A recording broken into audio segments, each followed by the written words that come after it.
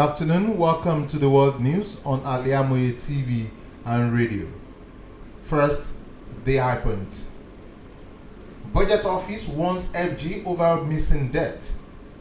Akeredolu faults APC zoning formula for National Assembly leadership posts. Kirk stops NBC from imposing fines on radio and television stations. Ogun arms female students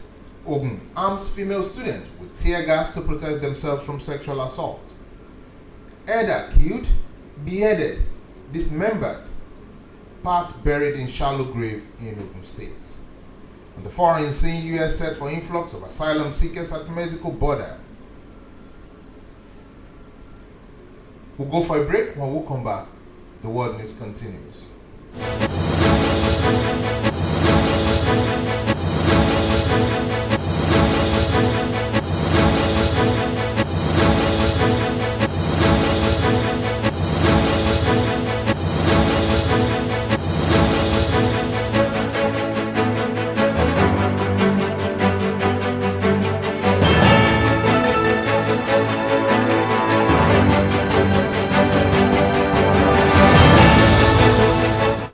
Now the news in details. I am OLUWAFISAYOMI, AJIBOLA. The Budget Office of the Federation has said Nigeria now has a limited borrowing space due to its poor debt-to-revenue ratio, stressing that trouble looms for the country if it exceeds its limit.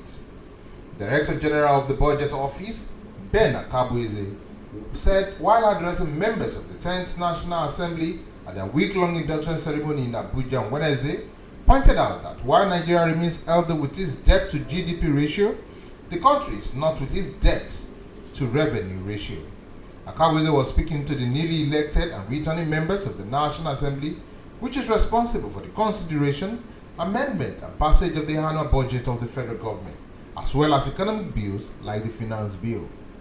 He said Nigeria has one of the lowest gross domestic product to debt ratios in the world.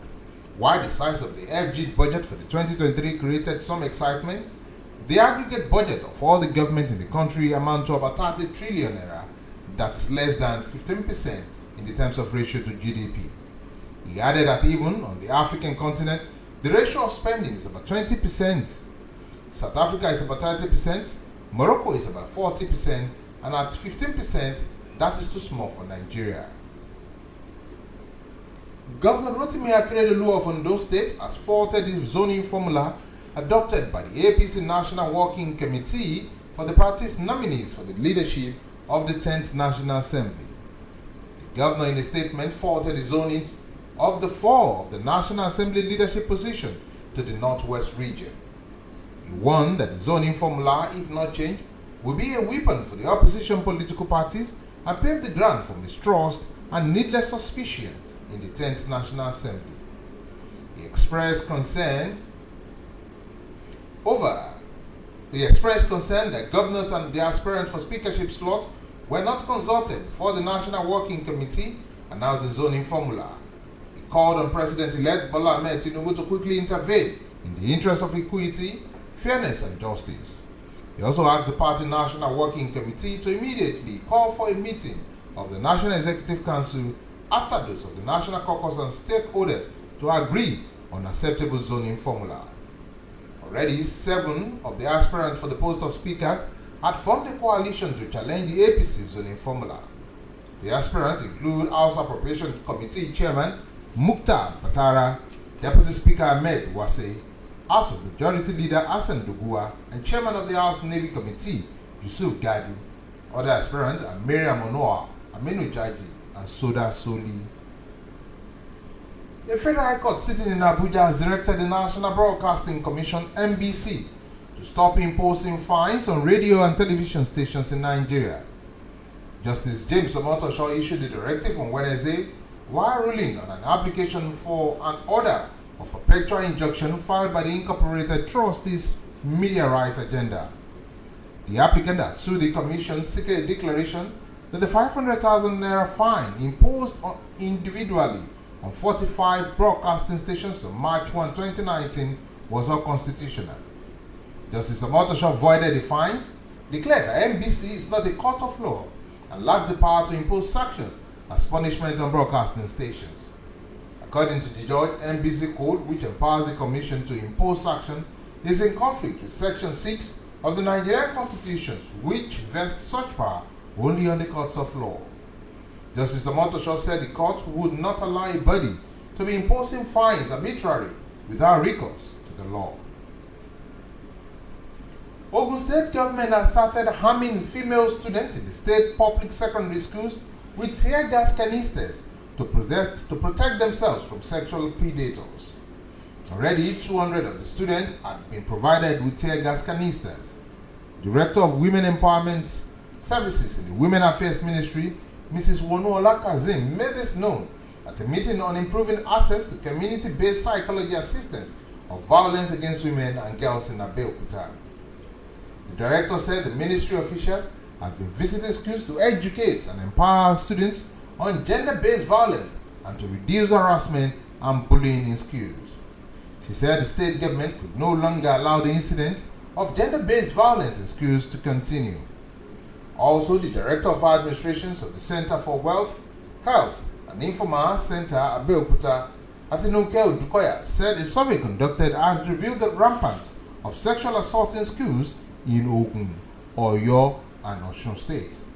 According to her, Ogun State as the issue of gender-based violence within schools setting was very alarming.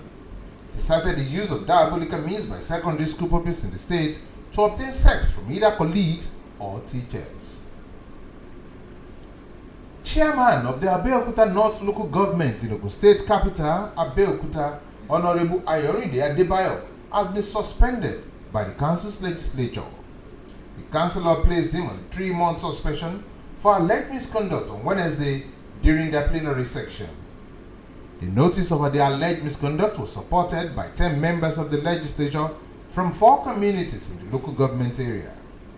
In the notice, the chairman was accused of secretly selling the 512 acres of land belonging to the council without remitting the proceeds to the purse of the local government. They also accused him of failing to carry out repairs on the bus used for councillors in the last 22 months to perform their oversight functions. The council also alleged that they failed to submit to the legislature the monthly statement of the income and expenditure of the local government for consideration and debate by the legislature. Other allegations are routine absenteeism from office, allocations of zero budget to the office of the leaders of legislature, and failure to provide electricity generators for the legislature. The councillor said they had notified the State House of Assembly of the development and ordered the suspended chairman to hand over to the deputy chairman, Honorable Ayola Uluwayo. Ogun State Amotekun Corps have arrested 2 persons for allegedly killing a herder and dismembered his body in a Mekwafun axis of the state. The suspect, Akinyele Adebayo and Dosu Bale, as well as others on the run, dismembered the corpse of the herder, with one of them taking away his head. Some of the remaining parts of the body were packed in a sack and buried in a pit near Onyan River at Okeayo village. The corps member, retired Police Commissioner David Akinremi, said the herder, Umar Ali, was shot dead while grazing his cattle last April 30 at the Jagure village along Sagure Road. He said one Fagbemi Karim, now at large, fired a shot with 4 others, including Oloruto Shegun, Baba Sheli, Ashipa M, and Lano Ogujubele. The commander said Oloruto Shegun and Baba Shale later contacted one Akinyele Adebayo, dismembered the corpse of the herder. He said Baba Shale took away the head of the corpse. The arrested suspect during interrogation told the Amotekun operative to the scene of the crime, where the remaining parts of the corpse were buried, with several parts missing. The corps commander said the suspect had been transferred to the State Police Command in Abeokuta for further action and prosecution. 3 persons have died in a renewed courtesan supremacy clashes at Owo in Edo State. The bodies of those killed were taken away by the cultists after killing them on Tuesday night. Commander of Edo State Amotekun Corps, Akogwa Detunji Adeleye, confirming the incident, said officers of the corps had been deployed to the town to normalize the situation. Also, spokesperson of the State Police Command, OLUWAFISAYOMI, said anti-cultism police squad are now patrolling the area. You are listening to the world news on Al-IyamoyeTv and radio. Still to come after this break, foreign, business and sport news. Do stay with us.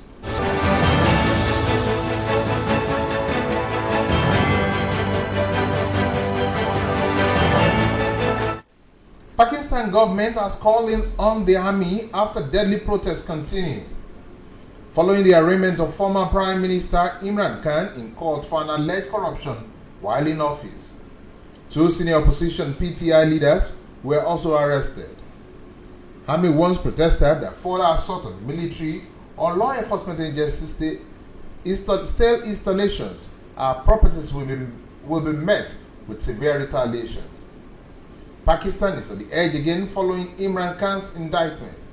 His arrest at the court in Islamabad on Tuesday has escalated long-simmering political tensions. Thousands of Khan supporters protested in a show of anger, much of it directed by the military. Murad Saeed, a senior leader of Khan's party, says the pattern for which the former Prime Minister was arrested was abduction and entirely illegal. U.S. President Joe Biden's administration is preparing for the end of the controversial public health order that has allowed authorities to turn away most asylum seekers at the United States borders with Mexico. Biden held a call with Mexican's counterpart Andres Manuel Lopez on Tuesday, just 2 days before the Title 42 policy is set to expire, and the leaders pledged to foster cooperation on the border. First imposed by former U.S. President Donald Trump at the start of the COVID-19 pandemic in March 2020, Title 42 effectively allowed U.S. Borders Authority to rapidly turn away most asylum seekers arriving at the border.